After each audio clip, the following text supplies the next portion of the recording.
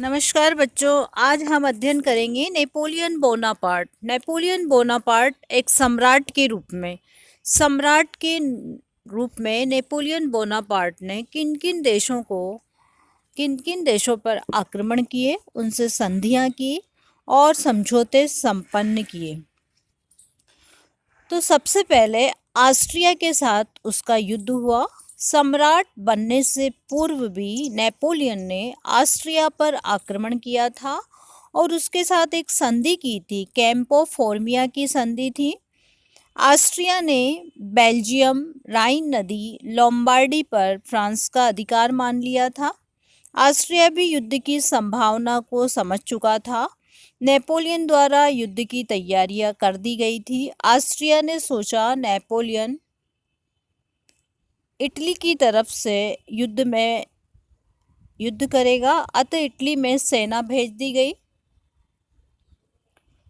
दक्षिण जर्मन में केवल 50,000 सेना ही रखी गई, अतः उल्म में फ्रांसीसी सेना ने ऑस्ट्रिया सेना को आत्मसमर्पण करने के लिए बाध्य किया।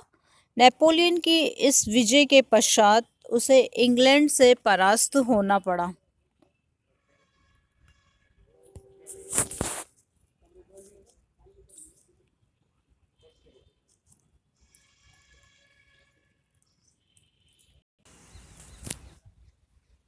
तो बच्चों, ऑस्ट्रिया से उसका युद्ध उल्म नामक स्थान पर हुआ।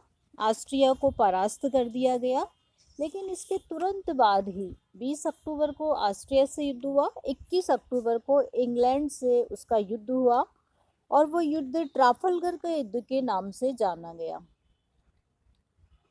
इस युद्ध में जल सेना नायक, इंग्लैंड के जो जल सेना नायक थे नेल्सन द्वारा फ्रांसीसी जहाजी बेड़े को नष्ट कर दिया गया, लेकिन नेल्सन मारा गया और इस नेपोलियन ने समुद्र के रास्ते से इंग्लैंड पर आक्रमण करने का विचार सदैव के लिए त्याग दिया। जब इंग्लैंड से नेपोलियन परास्त हो गया तो नेपोलियन ने स्वयं ये कहा कि यदि मात्र 6 घंटे के लिए भी समुद्र पर मेरा अधिकार हो जाए तो इंग्लैंड का अस्तित्व ही समाप्त हो जाएगा।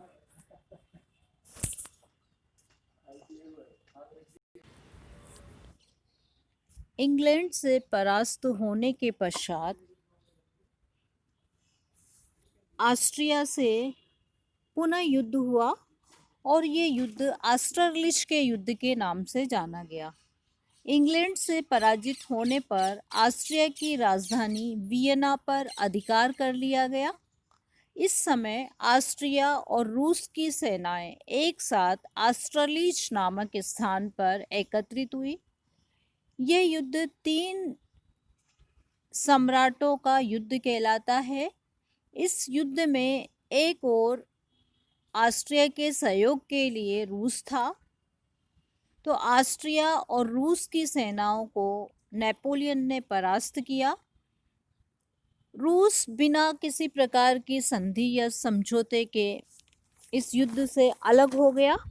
ऑस्ट्रिया के द्वारा प्रेसबर्ग की संधि संपन्न की गई। इस युद्ध में पराजित होने पर रूस का सम्राट भाग गया और ऑस्ट्रिया के सम्राट को पराजित होकर 2 संधि की प्रार्थना करनी पड़ी। जो संधि हुई वो प्रेसबर्ग की संधि कहलाई। ऑस्ट्रिया द्वारा फ्रांस को वेनिस और डालमेशिया का प्रदेश दे दिया गया। फ्रांस के मित्र बवेरिया को टाइरोल और सर्बिया का प्रदेश देने पड़े। बवेरिया, बुटनबर्ग, बैडेन को आसपास के प्रदेश देना पड़ा। सामंतों को राजा की उपाधि दी गई। नेपोलियन द्वारा पवित्र रोमन साम्राज्य का अंत कर दिया गया और एक राइन संघ बनाया गया।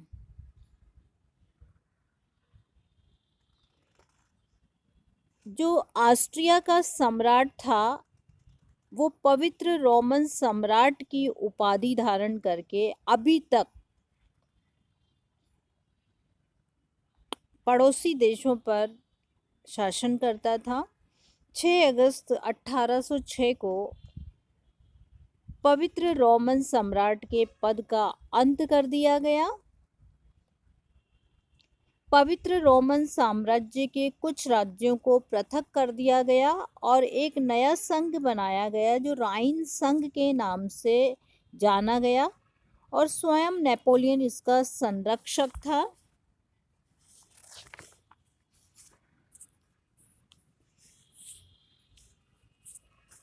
प्रेसबर्ग की संधि के बाद 8 वर्षों तक इटली में अपने संबंधियों और सेनापतियों को बड़े बड़े पदों पर आसीन किया गया। नेपोलियन ने वेनिस को इटली में मिला लिया और स्वयं रोम का बादशाह घोषित कर दिया। अब बच्चों हम देखेंगे प्रशा से उसका किस प्रकार युद्ध हुआ। और प्रशा से जो युद्ध हुए वो दोनों युद्ध जेना स्थान पर और स्ट्रेट का युद्ध कहलाया। नेपोलियन हैनोवर पर आक्रमण किया और प्रशा राज्य में से अपनी सेना को निकालने के आदेश दिए। प्रशा के सम्राट इस समय थे फ्रेडरिक विलियम थर्ड ने नेपोलियन से मांग की कि वो नेपिस जर्मनी स्विट्जरलैंड पिडमांट खाली कर दे, प्रशा को हैनोवर वापस कर दे। 14 अक्टूबर को 1806 को प्रशा जेना और स्ट्रेट के युद्ध में परास्त हुई। प्रशा की शक्ति को कुचले बिना ही वो रूस के विरुद्ध आगे बढ़ गया। रूस के विरुद्ध उसका जो युद्ध हुआ आइलो का युद्ध और संधि हुई टिलसिट की संधि कहलाई। प्रशा से संधि किए बिना ही रूस के साथ उसका युद्ध हुआ। फ्रिडलैंड के मैदान में रूस के सम्राट को पराजित किया और संधि संपन्न की। जो संधि हुई वो टिलसिट की संधि कहलाई। तो बच्चों रूस के साथ उसकी कौन सी संधि हुई? टिलसिट की संधि 8 जुलाई 1807 को हुई और इसमें जो रूस का सम्राट था वो अलेक्जेंडर प्रथम था। रूस में सम्राट को जार कहा जाता था। यूरोप को आपस में बांट लिया गया। पूर्वी यूरोप पर जार को, पश्चिम यूरोप पर नेपोलियन का अधिकार माना गया। युद्ध का हर्जाना नहीं लिया गया। इसके साथ एक गुप्त संधि भी संपन्न हुई। इंग्लैंड अपने सामुद्रिक अधिकारों को छोड़ देगा और फ्रांस से संधि करने में रूस सहयोग करेगा। दूसरी ओर टर्की और रूस के बीच फ्रांस मध्यस्थता करेगा और यदि मध्यस्थता अस्वीकार कर देगा तो उसे रूस और फ्रांस टर्की को आपस में बांट लेंगे। इसके बाद बच्चों प्रशा के साथ उसकी संधि होती है क्योंकि प्रशा से पहले युद्ध हो गया था जेना और स्ट्रेट का युद्ध और इसमें जो है युद्ध प्रशा को पराजित कर दिया गया था लेकिन संधि संपन्न नहीं की गई थी। इसलिए अब जब टिलसिट की संधि संपन्न हो गई तो उसके बाद उसने प्रशा के साथ एक संधि संपन्न की और उस संधि में पोलैंड का भाग जो प्रशा के पास था उसे छीन लिया गया।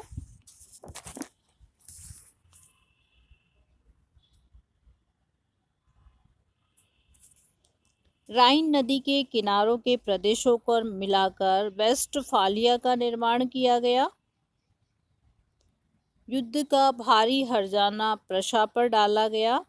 जब तक प्रशा हर्जाना नहीं देगा फ्रांस की सेनाएं वहीं रखी गई।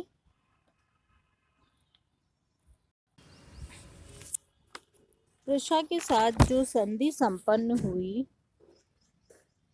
उस संधि के संबंध में ग्रांड टेम्परले लिखते हैं, यदि इस समय नेपोलियन की मृत्यु हो जाती तो उसका जीवन यूरोप और विश्व के इतिहास में अद्वितीय रहा होता। इंग्लैंड के अतिरिक्त इस समय समस्त यूरोप पर उसका आधिपत्य हो गया था। इसके पश्चात उसने स्पेन से युद्ध किया। अब बच्चों स्पेन से युद्ध के क्या क्या कारण रहे? स्पेन पर आक्रमण के कारण थे कि स्पेन समृद्ध शहर था, नगर था, और वो स्पेन पर अधिकार करना चाहता था। नेपोलियन बुर्बा वंश को समाप्त करना चाहता था। चार्ल्स फोर्थ अयोग्य शासक था, चतुर्थ, इसलिए वो यहाँ इस जो स्पेन उसका पड़ोसी और मित्र राज्य था उस पर वो अधिकार करना चाहता था। स्पेन पर अधिकार करने के लिए 1 लाख सेनाएं भेजी गई। स्पेन की जनता को फ्रांस का हस्तक्षेप पसंद नहीं आया। इंग्लैंड द्वारा स्पेन को सहायता दी गई। ऑस्ट्रिया द्वारा भी फ्रांस के विरुद्ध स्पेन को सहयोग दिया गया और स्पेन के विद्रोह को नेपोलियन पूरी तरह से दबा नहीं पाया, पूरी तरह से अपने काबू में नहीं कर पाया। नेपोलियन को एक शक्तिशाली सेना वहाँ पर रखनी पड़ी। स्वयं नेपोलियन ने कहा, स्पेनी नासूर ने मेरा विनाश कर दिया।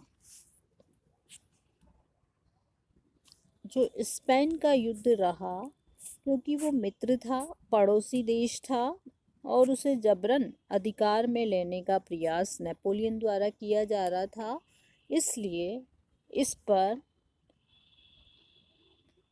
जब फ्रांस का जबरन अधिकार करने की कोशिश की गई तो यहाँ पर जन विद्रोह हो गया।